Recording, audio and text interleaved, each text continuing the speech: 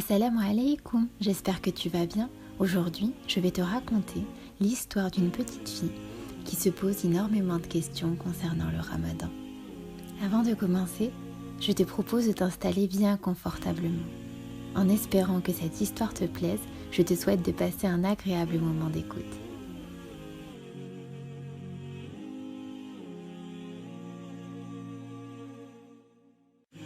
C'est l'histoire de la petite Aïcha et de sa famille. Aïcha est une petite fille de 7 ans. Elle a un petit frère de 4 ans qui porte le nom de Zaki. Comme tous les soirs, maman raconte à Aïcha et à son frère une douce histoire, afin que cela les apaise, les calme et les aide à s'endormir. C'est ainsi que, ce soir-là, Aïcha et son frère s'endormirent paisiblement. Au milieu de la nuit, Aïcha entendit du bruit.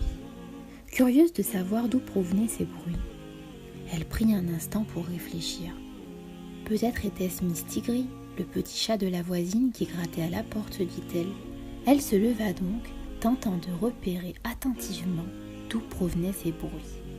À sa grande surprise, elle découvrit ses parents assis dans la cuisine, partageant un petit déjeuner ensemble, tout en chuchotant. Intriguée, elle regarda alors sa montre. Il faisait pourtant encore nuit. Elle affichait 4 heures du matin. C'est bien trop tôt pour que ce soit l'heure du petit déjeuner, se dit-elle. Elle pensa alors que ses parents durent avoir une petite fringale nocturne, une petite faim. Et c'est tout embrumée qu'elle décida de retourner se coucher.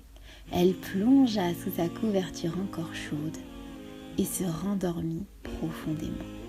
Au lever du jour, le frère et la sœur se levèrent et trouvèrent leurs parents assis dans le salon en train de lire. S'ensuivit donc du rituel matinal qui fait du bien. Une séance de câlins du matin avant que maman ne serve le petit déjeuner. « Tu ne manges pas avec nous, maman ?» demanda Zaki. Aïcha lui répondit « Non, ils ont déjà mangé, eux. Ils ont eu faim cette nuit, tu sais, et ils ont pris leur petit-déj en avance. » Maman, toute surprise, lui dit en riant « Eh bien, ma chérie, tu nous as entendus. On a pourtant essayé de faire le moins de bruit possible. Mais c'est bien vrai. » En effet, aujourd'hui est un jour très particulier, les enfants. « Ah bon ?» s'exclamèrent-ils. « Mais pourquoi ?»« Aujourd'hui, c'est le premier jour du mois de Ramadan, dit papa. »« Ah, je comprends mieux, dit Aïcha. Le mois de Ramadan, c'est quand les papas et les mamans ne mangent que la nuit, c'est bien ça ?»« Oui, répondit tendrement papa, mais pas que. » Le mois de Ramadan est un mois béni, dit maman. Au cours de ce mois, les portes du paradis sont ouvertes et les anges descendent. C'est un mois où l'on fait le bien autour de nous. Du moins, dit papa, on essaye de faire plus que ce que l'on fait habituellement. C'est un bon moyen de s'améliorer et de devenir une meilleure personne. C'est un peu comparable à lorsque l'on fait du sport. Au départ, c'est un peu difficile de se lancer dans une activité. Puis, en s'entraînant, cela devient beaucoup plus facile de pratiquer au quotidien. Eh bien ma fille, tu vois, ce mois de Ramadan est en quelque sorte notre entraînement. Durant ce mois, on s'entraîne à accomplir plein de bonnes œuvres et ainsi, en s'entraînant, faire de bonnes œuvres et faire le bien autour de nous devient beaucoup plus facile pour nous.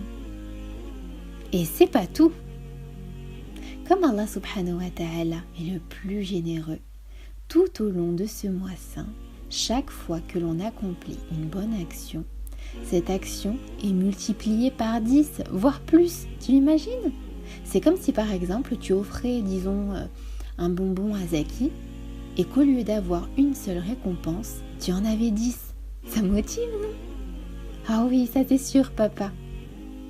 Et toutes ces bonnes actions, reprit papa, on les accomplit par amour pour Allah subhanahu wa ta'ala. Car c'est ce qu'il attend de nous, que l'on soit gentils les uns avec les autres. Tu comprends ? Oui, répondit Aïcha. Néanmoins, une question vint à l'esprit d'Aïcha. Pourquoi ses parents ne pouvaient-ils pas manger ? Faire le bien, d'accord, mais pourquoi n'étaient-ils pas autorisés à manger au cours de ce mois saint ? Papa lui expliqua alors que le jeûne du mois de Ramadan était le 4e des piliers de l'islam. En effet, notre jolie religion repose sur 5 piliers. Le premier étant la shahada, l'attestation de foi. Le deuxième, la prière, la salat. Le troisième, la zakat, c'est-à-dire donner de l'argent aux pauvres. Le quatrième, jeûner le mois de Ramadan. Et enfin le cinquième, le pèlerinage à la Mecque, al-Hajj. Revenons donc au quatrième des piliers de l'islam. Au cours du mois de Ramadan, comme tu l'as si bien relevé, nous ne mangeons qu'à la tombée de la nuit et au lever du jour. Le reste de la journée, nous jeûnons, nous restons à jeun. C'est d'ailleurs de ce mot que provient le mot déjeuner. Eh oui, car après avoir passé un moment à jeûner, c'est-à-dire à s'abstenir de manger, en temps normal on s'abstient de manger pendant la nuit, le matin on déjeune, on coupe son jeûne. Et vois-tu, au cours du mois de Ramadan, on jeûne le jour en plus du moment où l'on dort la nuit. Ainsi, pendant 30 jours, on consacre une partie de la nuit à se reposer, une autre partie de la nuit par exemple à prier, à lire un petit peu, et enfin une autre partie à manger, à se nourrir. On essaie de manger moins que le reste de l'année. En agissant ainsi, on se souvient d'Allah, car nous agissons selon ce qu'il nous a demandé. Et nous pensons également aux gens pauvres, qui n'ont pas la chance comme nous de pouvoir manger à leur faim. Tu sais, il y a beaucoup d'enfants dans le monde entier qui souffrent de la faim et qui n'ont pas notre chance. Ils n'ont pas comme nous la chance d'avoir un repas le matin, le midi et le soir, et même un goûter parfois. Eux se contentent d'un seul repas par jour. Il y a même des jours où ils ne peuvent pas manger, car ils n'ont pas de quoi manger. Le mois de Ramadan est un mois de générosité, où l'on partage sa nourriture avec son prochain. De plus, jeûner quand cela est recommandé est un bienfait pour notre corps, le savais-tu ? En effet, cela aide à faire en sorte que le système digestif se repose. C'est un mois d'entraide, d'amour, de charité, où on s'efforce d'agir de la plus belle des manières avec tout le monde, tant avec les musulmans qu'avec les non-musulmans. C'est également un mois de pardon. Allah subhanahu wa ta'ala nous pardonne nos péchés. C'est un nouveau départ pour beaucoup de gens dans le monde, tu sais. En ce mois, on essaye également de multiplier nos actions pour Allah subhanahu wa ta'ala, comme par exemple lire et méditer sur le Coran, faire des prières. D'ailleurs, concernant les prières, en temps normal, nous prions le soir en groupe à la mosquée pendant le Ramadan. Nous prions Salat al-Tarawih, la prière de Tarawih. Mais avec le confinement, tu l'as bien vu par toi-même, les mosquées sont fermées à l'heure actuelle. Nous nous contentons donc de prier chez nous. Nous ne pouvons pas également nous réunir comme nous le faisions les autres années avec la famille pour rompre notre jeûne. Papa et maman mangent et prient ensemble à la maison.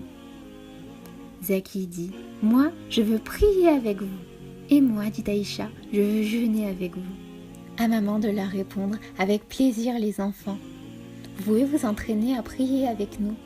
Quant à toi, Aïcha, si tu te sens prête à vouloir essayer de jeûner, quelques heures, voire une journée, papa et moi, nous nous ferons un réel plaisir de t'accompagner dans cette démarche. Moi, maman, reprit Zaki, j'aimerais jeûner demain, mais jusqu'à midi. Et après, je voudrais des spaghettis avec de la sauce tomate. C'est trop bon les spaghettis à la sauce tomate. Toute la famille se mit à rire, et c'est ainsi qu'ils poursuivirent leur journée, dans la joie et la bonne humeur. Les enfants firent de très beaux dessins pour décorer la maison et accrochèrent une jolie guirlande où était écrit « Ramadan Mubarak ». Notre bien-aimé prophète sallallahu alayhi wa sallam a dit « Celui qui jeûne le mois de Ramadan avec foi et n'attend que la récompense d'Allah, Allah subhanahu wa ta'ala lui pardonnera ses péchés antérieurs. » Si cette histoire t'a plu, n'hésite pas à la partager. En attendant, prends bien soin de toi et de ta famille. Wassalamu alaykoum.